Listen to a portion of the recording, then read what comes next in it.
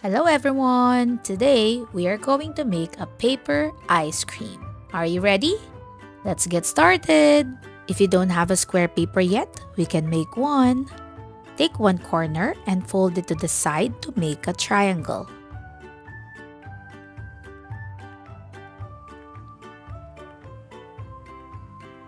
You will see an extra paper on the side, so fold it and gently tear it. Open it, and now you have a square paper. Turn it into a diamond shape, like this.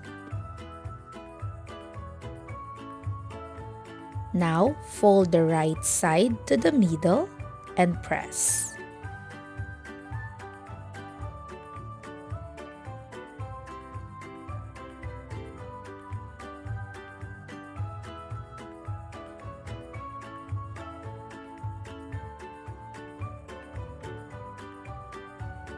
Then, fold the left side to the middle too.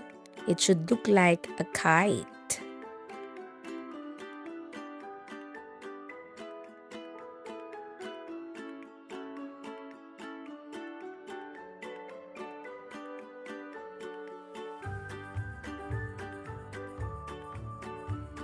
Next, fold the top corner slightly down.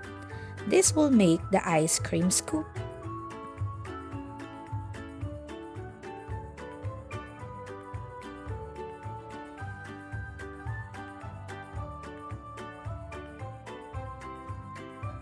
Do the same thing on the left side.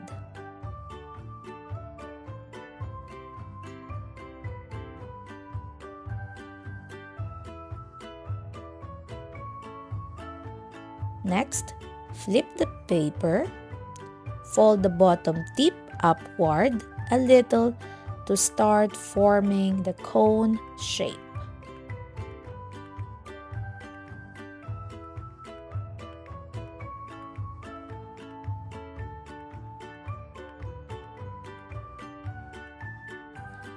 Fold the left and right side again towards the center to make the cone narrower. Press your folds nicely.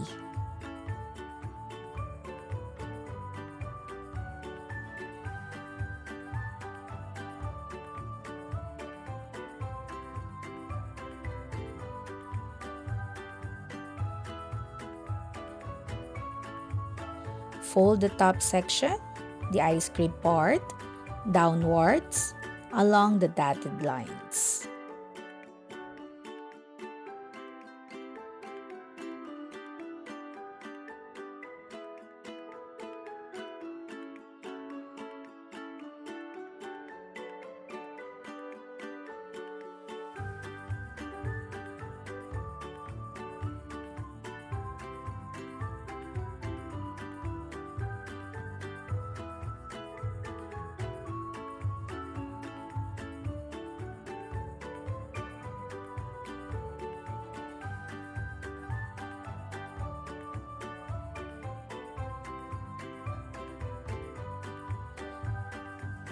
Look, it's now turning to look like an ice cream.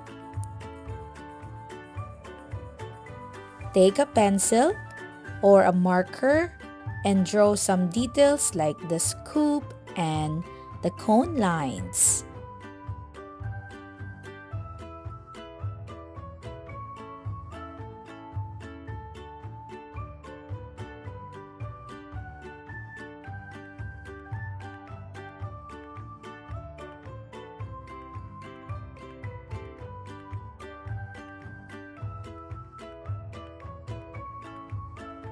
And we're done!